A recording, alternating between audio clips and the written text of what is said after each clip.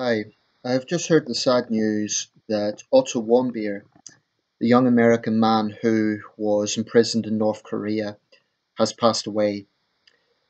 He was being treated at a hospital in Cincinnati, and he had been back in the United States for just a few days after being released by the regime in North Korea. Let's make no mistake about it, this was no act of mercy by the Kim regime. This was purely because he no longer had a purpose there. Clearly something had happened out there, whether he was drugged or whether it was from torture or whatever, to put him in this state of comatose. The precise condition is, there's been some debate around that, but the point is he went out as a healthy young man, he came back comatose. I really, really don't think that's a coincidence in one of the world's most secretive regimes. Now, a bit of context here. What happened was he went out there from a China-based company known as Young Pioneer Tours. This company is actually, it's based in Xi'an in China, but it has a British CEO. They have been quiet about this until this breaking news, and in the last 14 minutes, they've issued an official statement on their Facebook page saying they send their condolences to the Warmbier family, and in light of this situation, they're going to review travel for American tourists to North Korea. My response to that is that it's a bit late. The way I see this is that tourism to a country like North Korea benefits nobody but the regime in Pyongyang. This is not something that is helping the North Korean people, and it is clearly something that gets out of hand if the slightest little thing goes wrong. Now, the regime's rationale for imprisoning this young man was that he had apparently stolen a propaganda poster. I don't even like to say anything negative about Otto Warmbier. The young man has just died, so it feels disrespectful to say that. Yes, he done foolish things, but I remember at the time people saying some pretty heartless things like, "Oh, he got what he deserved because he was stupid" and so on. This was a young guy, early 20s. I defy anyone to say they haven't done foolish things in their life, and this idea that somehow means he deserves it. Come on. I think there's a simple answer to this, and that is simply ban nationals from, well, I would like to say from any country, but realistically from democracies, because a country like China doesn't care. You know, they've been kowtowing to the North Korean regime for a long time. They're sort of like the big brother that always bails out the mischievous little brother.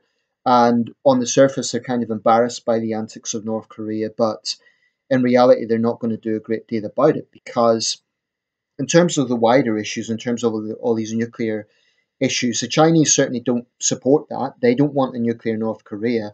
But by the same token, their biggest fear is not a nuclear North Korea, but a war on the Korean Peninsula. Because that would mean a refugee crisis on the Chinese borders. And I guess they're looking at what's been happening in Europe. That's understandable from the Chinese perspective. But what isn't understandable, and what I think is heartless, is to treat North Korean refugees as simply numbers, as the Chinese government doesn't see them as refugees, they see them as an inconvenience. So what do? They just send them back, which means certain death, or at least torture. So I think the Chinese attitude has been pretty heartless in terms of its treatment of North Korean refugees. That's not overly surprising. China itself is hardly a standard bearer of human rights. No country is. But anyway, to get back to the source issue here, this young man did not need to die. Yes, I think personally, there's a lot of questions who need to be asked. I think his parents probably shouldn't. You know, he wasn't a child; he was a young man. But to be honest, I want to. I'm hesitant to point fingers at his family or him. The fundamental problem here is the regime in North Korea. It is one of the world's most brutal, hideous, cruel regimes, and I feel angry. I feel angry because this young man did not have to die.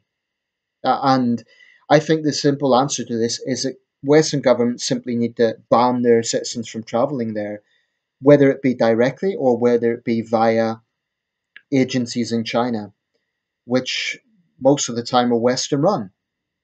There should be some method of simply not giving them the visas to go to North Korea, because this is purely about ego for Kim Jong Un.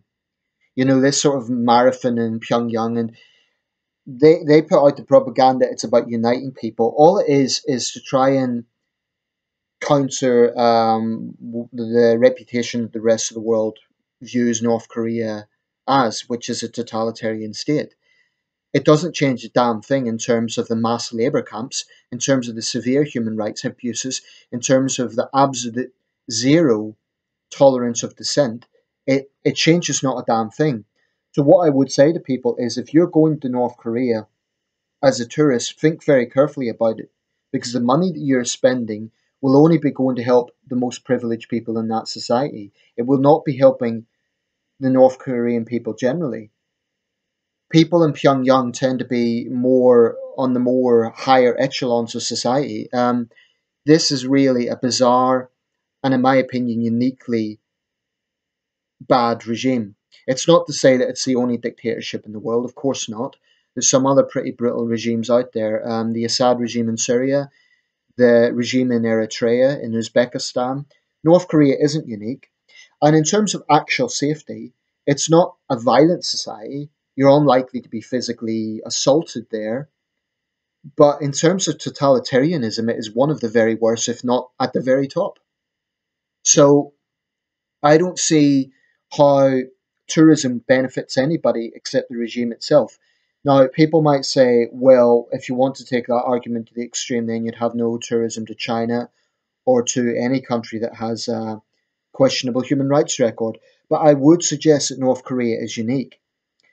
At least with China, I've been there. You know, I've spent money in China, so people might say I'm a hypocrite, but I think there is a difference. China, it's a more open society. It's not open in the same way that Western democracies are, but it's a lot more open than North Korea is. And in China, you know that when you buy, you know, when you go on tourist expeditions, it does help local people. With North Korea, that is not guaranteed because it's such a secretive regime. You don't know what the hell. And another point about China, you do not have Chinese government agents following you all around. For all the faults China has, I will say that it's not that bad. So I would argue there's a lot more flexibility in China than there is in North Korea. And I've had open conversations with Chinese people about politics in China. So I would say that there is a big difference. Um, yeah, in terms of North Korea, though, I really think it is time to simply put a deadline on this and say, not a deadline, a red line. Say, let's just not have any, just don't give people visas to go there. And, you know, I know there are very naive young Westerners who think that it's all one big Western media conspiracy against the wonderful regime in North Korea. Goodness knows I've had my debates with them. You know the interesting thing? If Yuch Revolution, that was a guy I had a long back and forth with, even if someone as naive and as idiotic as him was to go out there and something, God forbid, happened to him, I would not take any, you know, I would not be smug about it. I wouldn't be, oh, I told you so. I don't care. Believe it or not, I have compassion, even for idiots. So, to young Westerners who think that going out there, it's a bit like those who get radicalized and go to Islamic State and think, oh well, we just thought it was all one big Western conspiracy against them. Then they come back, and what's happened? They've been totally brutalized, and they're suffering PTSD, and they're regretting all of it. It's the same principle. Seriously, just think about this. If you're tempted to go there, just don't. And I accept that Otto Warmbier's case may, you know, it doesn't mean that everyone that goes out there is going to end up like he did, but the simple fact is you're not helping North Korean people by going there, you're helping the regime. Okay, let me know your thoughts. It's a sad situation all around. President Trump has just made a public statement on it. I hope things don't escalate, but, you know, Anything can happen when it comes to North Korea.